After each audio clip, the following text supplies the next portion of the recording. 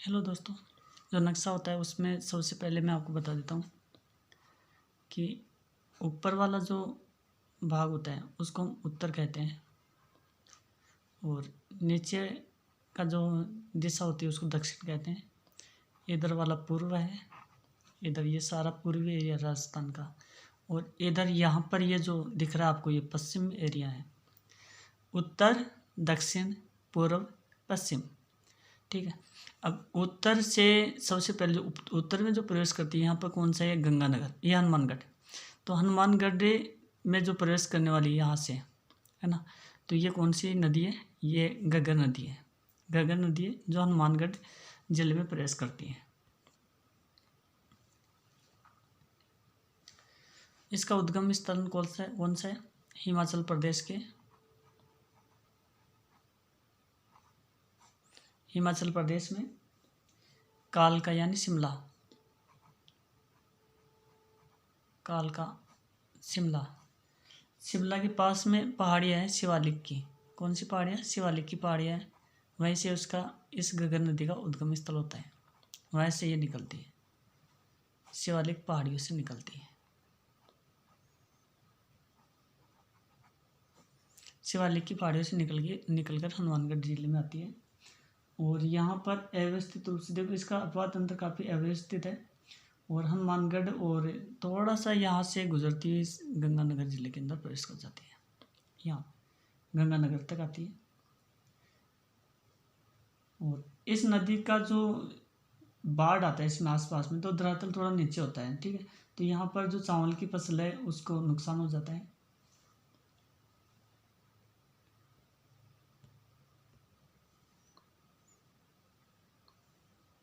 और हनुमानगढ़ जिले में ये बठनेर दुर्ग के पास में आकर के वहीं पे विलुप्त हो जाती है और इसको मृत नदी के नाम से जाना जाता है।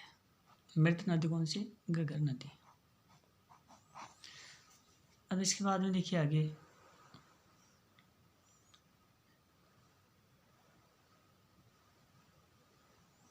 यहाँ पे तो सबसे पहले मैं आपको बता देता हूँ दक्षिण पश्चिमी नदियाँ कौन सी है। तो ये दक्षिण कौन सा हुआ? नीचे वाला, ये दक्षिण भाग हो गया। इधर वाला पश्चिम भाग हो गया। तो दक्षिण पश्चिमी की नदियाँ कौन सी? पश्चिम बनास, साबरमती, वाकल, सेई, वेतरक और सिप्पू। कौन सी? एक तो पश्चिम बनास, साबरमती अलग होती है और सागरमती अलग है। एक तो साबरमती है, देखो यहाँ पे ये तो साबरमती है। यह कहाँ से? कोटला तहसील से निकलती है। उदयपुर में से ये जो यहाँ से ना कोटला तहसील है, यहाँ से निकल कर इधर आती है। ठीक है। और यहाँ पर जो अजमेर में, यहाँ पर ये सागरमती है, ये सागर ग आ रहा है, इसके अंदर ब आ रहा है, तो सागरमती कौन सी वाली? अजमेर वाली। और यहाँ पर ये जो उदयपुर में ये यहाँ से आती है ना, ये वाली, ये कौन सी? सागरमती। दोनों में अंतर है, डिफरेंस समझ लेना अच्छे से। और इसके बाद में यहाँ पर इसमें जो नीचे की दक्षिण राजस्थान की तरफ जो नदियाँ बहती ना, एक बार उनको देख लीजिए कौन कौन सी नदियाँ दक्षिण राजस्थान में है। तो यहाँ पर एक चाप, एरू, माही, सोम, ये दक्षिण राजस्थान की नदियाँ हैं। जाखम, अनास और मोरेन। चाप, एरू, माही, सोम, जाखम, अनास, मोरेन, चंबल, कुनू, पार्वती। इधर ये दक्षिण और इधर आ गया कौन सा? पूर्वी भाग, दक्षिण पूर्व की तरफ आ गया। ठीक है। दक्षिण पूर्व है ये, दक्षिण नीचे वाला, और ये पूर्व है। ये वाली जो नदियाँ ना, कौन सी? काली सिंध है, ये परवन है, ये सारी नदियाँ दक्षिण पूर्व की नदियाँ है इधर वाली। ठीक है। चंबल, कुनू, पार्वती, काली सिंध, कुराल, आहू, परवन, नेवज और मेज, ये कौन सी? दक्षिण पूर्व राजस्थान की नदियाँ है सारी की सारी। ठीक है। कई बार क्वेश्चन ने अगर हार्ड बनाकर फिर पूछता है तो आपको इसका याद रखना पड़ेगा। अब आगे देखिए, अब इसमें सबसे मेन है कौन सी है? चंबल नदी। चंबल नदी कहाँ से निकलती है? ये मध्य प्रदेश है ना, एमपी में इंदौर जिला है। इंदौर जिले के पास में यहाँ पे महू के पास में विंध्याचल की पहाड़ियाँ है। विंध्याचल के पास में जन्नापाव की पहाड़ियाँ है। एमपी का जिला इंदौर के पास में महू, विंध्याचल के पास में जन्नापाव की पहाड़ियाँ है। वहाँ से चंबल नदी निकलती है और निकल करके यहाँ चित्तौड़गढ़ में से प्रवेश करेगी। बेसोरगढ़ में से होती और यहाँ पे कोटा और बूंदी की यहाँ पर बॉर्डर बनाएगी, सीमा बनाएगी कोटा और बूंदी की यहाँ से ऐसे। कोटा वैसे ये चित्तौड़गढ़ से निकलती है, यहाँ से राजस्थान में प्रवेश करेगी और फिर यहाँ पर इसके आगे कोटा बूंदी की बॉर्डर बनाती है, सवाई माधोपुर में जाएगी, फिर करौली से जाएगी, करौली से गुजरती हुई धौलपुर में जाएगी सीधी। कहाँ पे जाएगी? सीधी धौलपुर में जाएगी। धौलपुर से पहुँच जाएगी भैया यूपी में, और यूपी में जाकर के यहाँ पर यूपी है ना, ये यूपी थोड़ा सा इसमें थोड़ा सिस्टम थोड़ा बेकार हो रखा है, ठीक है। ये यूपी में चला गया और यूपी में जाने के बाद में यहाँ पर एक मुरादगंज है, वहाँ पर मुरादगंज के पास तहसील है मुरादगंज, ठीक है। वहाँ पर एक चकरपुर गांव है, वहाँ पर जाकर के ये यमुना नदी से मिल जाती है।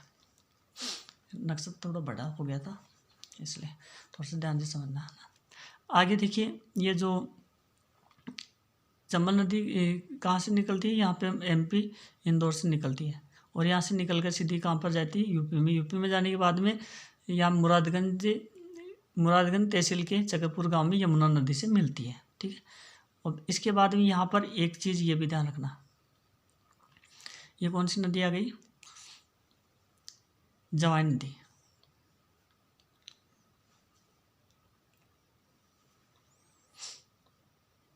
ये दिख रही है ना आपको हल्की लाल लाल सी, ये वाली, ये जवाई नदी है। कहाँ से निकलती? बाली, यहाँ से बाली से, यहाँ से। और ये बाली कहाँ पे? पाली जिले में। कौन सा जिला है? पाली जिला है यहाँ पे।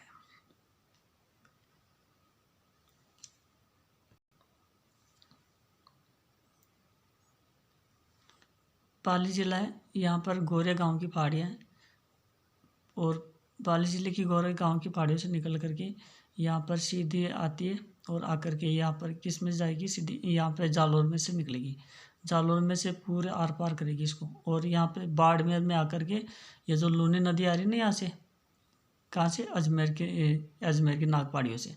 ये अजमेर की नाग पहाड़ियाँ हैं, यहाँ पर अजमेर ज़िले की नाग पहाड़ियाँ, यहाँ से लूनी नदी निकलती है, सीधी आती है नागौर ज़िले में। नागौर ज़िले से फिर आएगी यहाँ नखरे करती हुई कहाँ पे? जोधपुर में। और जोधपुर से यहाँ पे बाड़मेर में जाएगी, इधर नहीं आएगी, सीधी सीधी बाड़मेर में जाएगी। बाड़मेर से गुजरती हुई वापस जालौर में आएगी, वापस आएगी, ऐसे नहीं कि सीधे निकल जाए, है ना। इधर जालौर की तरफ आएगी, जालौर की तरफ आकर के और फिर यहाँ से निकलती गुजरात में जाएगी। गुजरात के अंदर जो कच्छ का रण है ना, वहाँ जा करके उसके अंदर गिरेगी, ठीक है। यहाँ पर ये लूनी नदी है पूरी, और लूनी नदी आ गई ना यहाँ पे पूरी है लूनी नदी। अब यहाँ से ये जो जवाई नदी जी भी क्या करती है, यहाँ से निकल करके और सीधी इस लूनी नदी के अंदर मिल जाती है। तो ये जो जवाई नदी है ना, ये क्या हो गई? इस लूनी नदी की सहायक नदी हो, क्योंकि इसकी जाकर इसका जो पानी थोड़ा बहुत कम हो जाएगा तो ये इसके अंदर ये मिल जाएगी, वो तो ये यहाँ पर और ना ये और प्रबलता से बहेगी, ठीक है।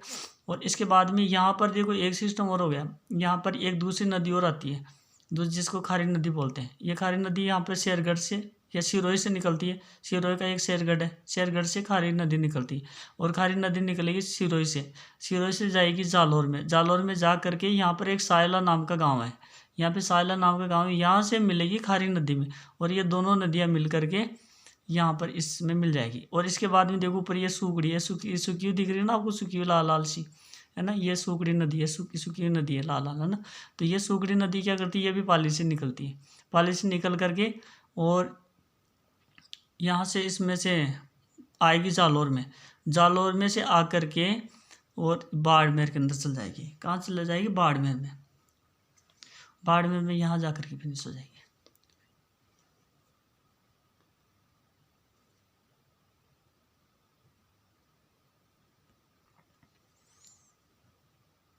दोस्तों यह है कौन सी? ये माही नदी है। और माही नदी कहाँ से निकलती है? एमपी से। एमपी के अंदर एक धार जिला है। कौन सा जिला है? धार जिला। ये धार जिला, एमपी का धार जिला। इस धार जिले के अंदर एक गांव है, ये जो सरदारपुरा है ना, वहाँ पर एक बोडला नाम का गांव है, बोडला गांव है। और बोडला गांव के पास में विंध्याचल की पहाड़ियाँ हैं। विंध्याचल की पहाड़ियों के पास में एक मेहद झील है। कौन सी झील है? मेहद झील। उस मेहद झील से ये नदी निकलती है, माही। एक बार इसको देख लो आप।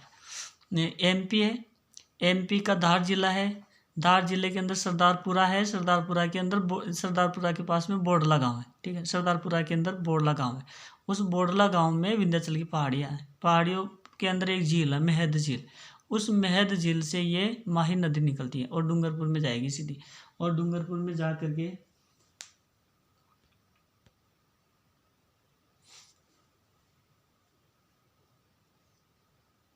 और ये जो यहाँ पर सोम नदी, ये खेरवाड़ा तहसील है ना, वहाँ की उदयपुर ज़िले के अंदर खेरवाड़ा तहसील है, और वहाँ पर ऋषभ देव है, वहाँ से निकलती है सोम नदी, और यहाँ आकर के इधर से माही नदी में मिलेगी। यहाँ पर एक संगम बनेगा 3 नदियों का। कौन सा? माही।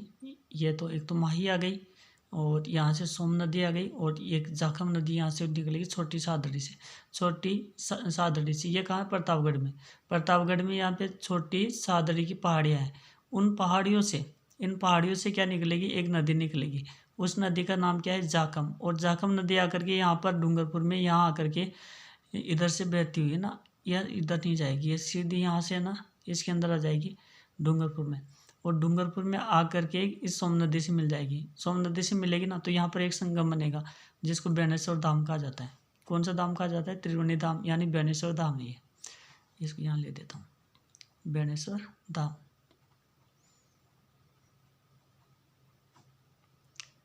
आदिवासियों का कुंभ है त्रिवेणी संगम, ठीक है। ये बेनेश्वर धाम यही आदिवासियों का कुंभ कहलाता है। और बेनेश्वर धाम यहाँ पे है, यहाँ पे डूंगरपुर में है, ठीक है।